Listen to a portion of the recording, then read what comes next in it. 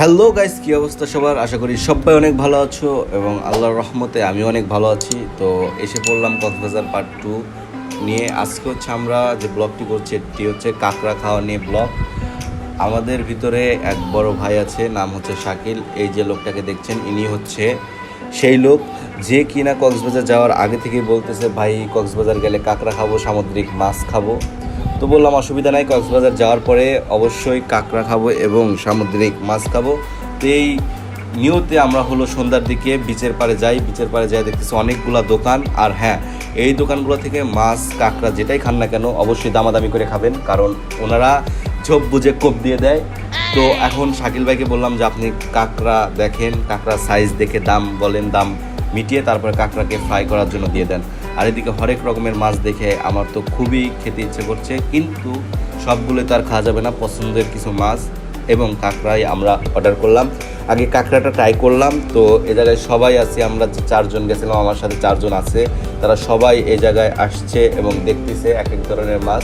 তো শাকিল ভাই তো খুব খুশি, কাঁকড়া অবশেষে পেয়ে গেল এবং সাথে সাথে আমরা কাঁকড়াকে অর্ডার করে দিলাম। আর আমাদের কাঁকড়া পার পিস পড়েছে 100 টাকা করে। তো 5 জন 500 টাকা। আর এই কাঁকড়াগুলো সাইজে অনেক বড়। শাকিল ভাই এদিক দিয়ে খুঁজে খুঁজে অনেক বড় বড় কাঁকড়া বের করছে, আর আমি এদিক দিয়ে চলে আসলাম কাঁকড়া ফ্রাই করা দেখতে। এনাদের পরিবেশটা মোটেও অত ভালো লাগেনি, কারণ অন্ধকারের ভিতরে সব কাজ করতেছে। তো আমি ফোনে ফ্ল্যাশ লাইট জ্বালিয়ে তাদের রান্না করার ফ্রাই ভিডিওটা দেখানোর জন্য উপস্থাপন করলাম। এবং তারা যেভাবে ফ্রাইটা করতেছে মোটামুটি মনে হচ্ছে যে ভালো কোয়ালিটি হবে না, তারপরেও দেখা যাক, খাওয়ার সময় বোঝা যাবে।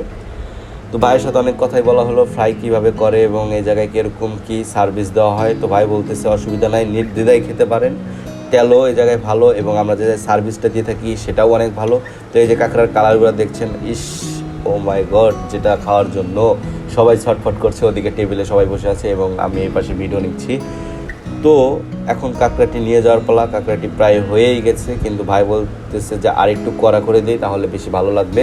তো সেই জন্যই অপেক্ষা করতেছি। দিন যায় না, রাত যায় না, অপেক্ষার পর শেষ হয় না। তারপরে অপেক্ষার পর শেষ হলো এবং কাঁকড়াটি আমরা ডেলিভারি পেয়েই গেলাম।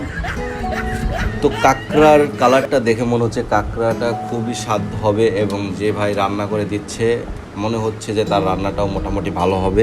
তো আমি আসলে জানি না কীরকম হবে, খাওয়ার পরে অবশ্যই বলতে পারবো যে আমরা যে কাঁকড়াটা খাচ্ছি সেটা কীরকম হবে। আর এই দিকে টেবিলের উপরে কাঁকড়াটা পচেছে এবং সবাই হা করে তাকিয়ে দেখতেছে, ডে নিচ্ছে, স্টোরি নিচ্ছে, যে মেসেঞ্জার ইনস্টাগ্রামে ডে দিবে।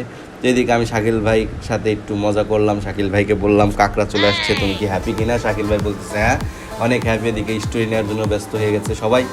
এদিকে মুন্না যে দিয়ে দিছে অলরেডি, মুন্নাকে বলতেছি খাওয়া শুরু কর, খাবার সামনে রেখে কথা বলতে হয় না। তো এই খাচ্ছি। আজকের ভিডিও এই পর্যন্তই। পার্ট 3 আসছে আগামীকাল।